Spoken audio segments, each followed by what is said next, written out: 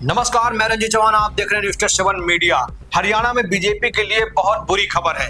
हरियाणा में वोटिंग खत्म हो चुकी है और वोटिंग खत्म होने के बाद एग्जिट पोल में बीजेपी चारों खाने चित्ते दिख रही है। वहीं जम्मू कश्मीर की बात करें तो जम्मू कश्मीर में भी बीजेपी की हालत बहुत नाजुक है। इन दो राज्यों में बीजेपी ने जो सोचा था उसके मुताबिक बीजेपी को कुछ नहीं मिल रहा है, बल्कि बीजेपी से बहुत कुछ छीना जा रहा है। 10 साल के बाद बीजेपी के हाथ से हरियाणा जा सकता है, जम्मू कश्मीर भी जा रहा है।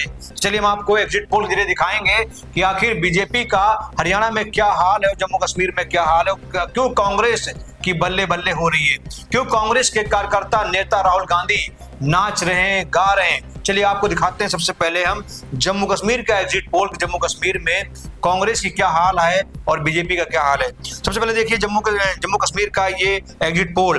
बात करते हैं एजेंसी की तो C voter, republican matrix, people's pulse, Dainik Bhaskar जैसी तमाम एजेंसियों ने सर्वे किया है। उस सर्वे में कांग्रेस को जम्मू कश्मीर में 40 से 48 सीटें दिखाई है। वहीं बीजेपी की बात करें तो बीजेपी को 27 से 32 सीटें दिखाई जा रही है। पीडीपी 6 से 12 और अन्य के खाते में 6 से 11 सीटें मिल रही हैं। रिपब्लिकन मैट्रिक्स कहता है कि कांग्रेस की जो गठबंधन पार्टियां उन्हें 28 से 30 सीटें मिल रही हैं। वहीं बीजेपी को 28 से 30 बीजेपी को मिलती दिख रही हैं। वहीं पीडीपी 5 से 7 और अन्य खाते में 8 से 16 जा रहे हैं। पीपुल्स पल्स का सर्वे है, उसमें एनसी को दिखाया जा रहा है 46 से 50, बीजेपी को 23 से 27, पीडीपी को 7 से 11 और अन्य खाते में 4 से 6 सीटें जा रही हैं। दैनिक भास्कर का भी सर्वे सामने आया। दैनिक भास्कर दिखा रहा है कि एनसी प्लस को 35 से 40 सीटें मिलने का अनुमान है, बीजेपी को 20 से 25 सीटें मिलने का अनुमान है। वहीं पीडीपी को 4 से 7 और अन्य खाते में 12 से 16 सीटें मिल सकती हैं।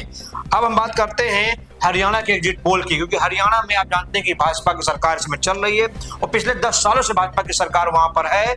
अब लेकिन 10 साल बाद भाजपा का पतन होने जा रहा है, क्योंकि ऐसा है, मैं नहीं कह रहा हूं, बल्कि ऐसा एग्जिट पोल कह रहा है। देखिए एग्जिट पोल में तमाम कंपनियों के सर्वे हमारे सामने हैं। मैं चाहता हूं सर्वे को आपके सामने रखूं। सबसे पहला देखिए, आपको बता दें हरियाणा में कुल 90 सीटें हैं और बहुमत के लिए 46 सीटें दिलाना बहुत जरूरी है।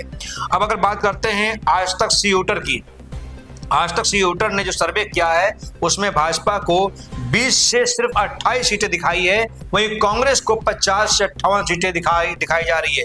अन्य खाते में 10 से 14, मतलब कि आज तक ने तो पूर्णतः जो है मुहर लगा दी है कि कांग्रेस बहुमत के साथ हरियाणा में आ रही है।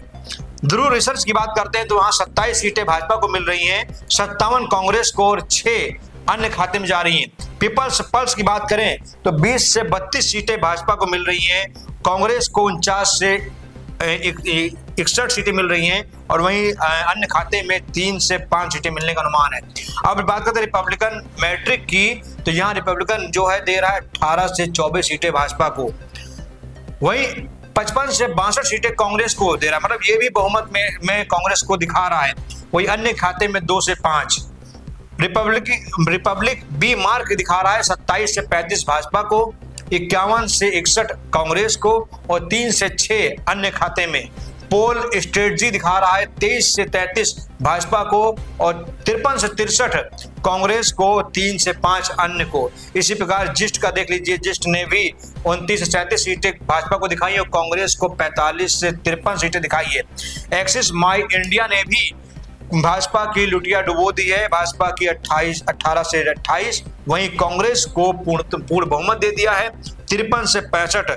मतलब कि जितने भी सर्वे हैं उन सर्वे में कांग्रेस की बल्ले बल्ले हो रही है और भाजपा चारों खाने चित हो गई है।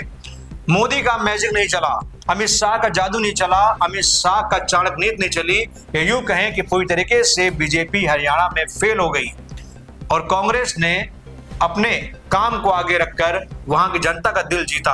अब ये काम क्या है वो तो रिजल्ट आने के बाद पता चलेगा कि कांग्रेस जीतती है या हारती है, बहुमत में आती है, बहुमत से बाहर होती है।